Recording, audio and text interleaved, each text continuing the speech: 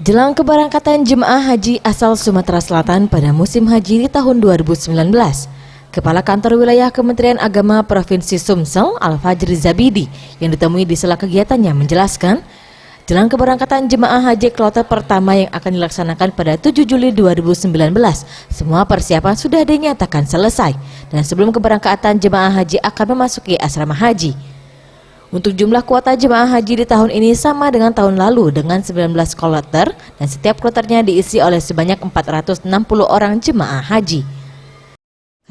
Kita sudah mendapat kepastian dari pemerintah Arab Saudi untuk embarkasi Palembang itu 4 kloter sudah siap. Kloter pertama masuk asrama 6 Juli pukul 10 dan insya Allah tanggal 7 jam 10 kita terbangkan menuju Madinah.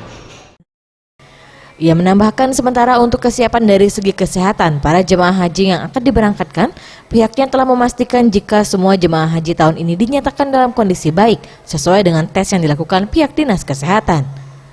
Kembali dihimbau kepada para jemaah haji untuk tetap melakukan cek kesehatan secara berkala dan juga untuk jemaah perempuan diharapkan untuk tidak dalam masa kehamilan.